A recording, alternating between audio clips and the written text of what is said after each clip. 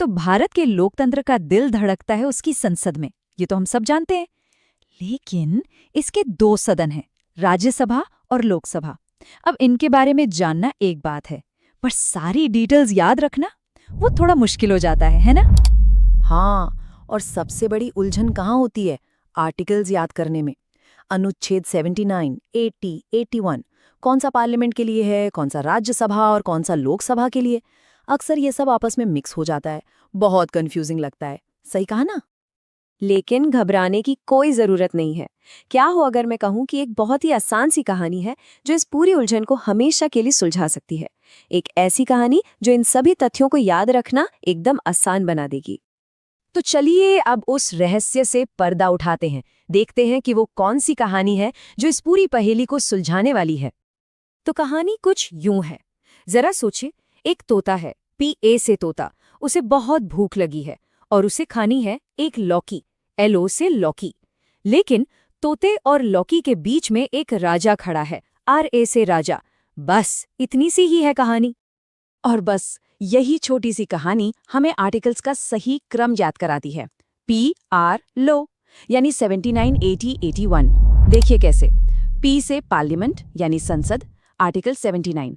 R से Rajya Sabha, article 80। और लो से लोकसभा, आर्टिकल 81। है ना एकदम आसान? तो कहानी में तोते यानी पार्लियामेंट के बाद कौन था? वो राजा, है ना? R से राजा। और यही R हमें सीधे ले जाता है राज्यसभा के पास, यानी आर्टिकल 80। राज्यसभा को हम अपर हाउस यानी उच्च सदन भी कहते हैं। एक और नाम है इसका, काउंसिल ऑफ स्टेट्स या राज्यों की परिषद। और सच कहूं तो इसके ये नाम ही इसके काम के बारे में बहुत कुछ बता देते हैं। अब राज्यसभा की सबसे बड़ी खासियत पता है क्या है? इसकी स्टेबिलिटी, इसकी स्थिरता। ये एक परमानेंट हाउस है, मतलब इसे लोकसभा की तरह कभी भी भंग नहीं किया जा सकता। और एक और दिलचस्प बात, हर 2 साल में इसके 1/3 सदस्य रिटायर हो जाते हैं। इससे होता ये है कि सदन में अनुभव भी बना रहता है और नए विचार भी आते रहते हैं। एक शानदार बैलेंस है ये। और इसे बड़ों का सदन यूं ही नहीं कहते। यहाँ सदस्य बनने के लिए कम से कम उम्र 30 साल होनी चाहिए। ये बात इसकी परिपक्व और अनुभवी भूमिका को और भी पुख्ता करती है। यहाँ पर सदस्यों का कार्यकाल भी काफी लंबा होता है, पूरे 6 साल का। इससे फायदा ये होता है कि मेंबर्स शॉर्ट टर्म पॉलिटिक्स के बजाय देश की नीतियों पर एक लंबा और स्थिर नजरिया रख पाते हैं। तो सवाल उठता है कि ये सदस्य आते कहाँ से हैं? देखिए, ज्यादातर सदस्यों को तो राज्यों की विधानसभाएं चुनकर भेजती हैं, लेकिन 12 सदस्य ऐसे होते हैं जिन्हें राष्ट्रपति खुद नॉमिनेट करते हैं। ये वो लोग होते हैं जिन्होंने आर्ट्स, लिटरेचर, साइंस या सोशल सर्विस जैसे क्षेत्रों में कुछ कमाल का काम किया हो। अच्छा, तो हमारी कहानी में क्या हुआ था? तोता राजा को पार करके अपनी मंजिल तक पहुंच गया था, है ना? उसकी मंजिल क्या थी? लौकी, LO से लौकी। और यही LO हमें याद दिलाता है लोकसभा की, जिसका जिक्र है आर्टिकल 81 में। इसे कहते हैं हाउस ऑफ द पीपल, यानी जनता का सदन। नाम से ही सब साफ है, ये वो जगह है जो सीधे सीधे देश के आम नागरिकों को रिप्रेजेंट करती है। ये सचमुच आम लोगों की आवाज है। इसकी सबसे खास बात, इसके सदस्यों को जनता सीधे वोट देकर चुनती है। और हाँ, राज्यसभा से बिल्कुल अलग, ये एक परमानेंट हाउस नहीं है। इसे कार्यकाल पूरा होने से पहले भी भंग किया जा सकता है। ये दिखाता है कि देश के लोगों का मूड क्या है, उनकी इच्छा क्या है। और क्योंकि ये सीधे जनता की आवाज है, यहाँ युवा जोश को भी जगा दी गई है।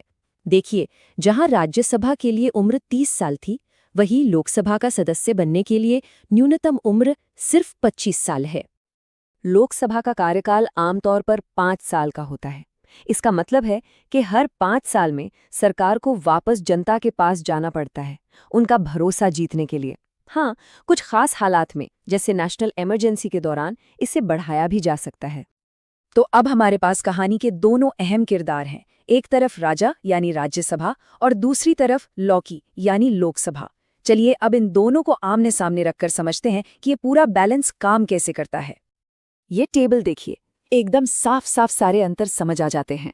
एक तरफ है राज्यसभा, जो स्थिरता और अनुभव का प्रतीक है, उम्र ज्यादा, कार्यकाल लंबा, और दूसरी तरफ है लोकसभा, जो जनता की सीधी पसंद को दिखाती है, उम्र कम, कार्यकाल छोटा और हर 5 साल में बदलाव की पूरी संभावना।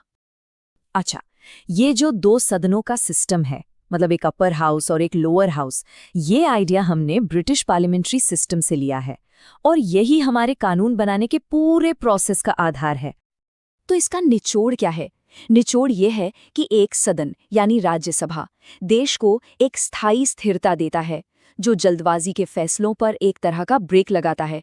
वहीं दूसरा सदन लोकसभा हर 5 साल में लोगों की बदलती हुई उम्मीदों और आकांक्षाओं को दिखाता है।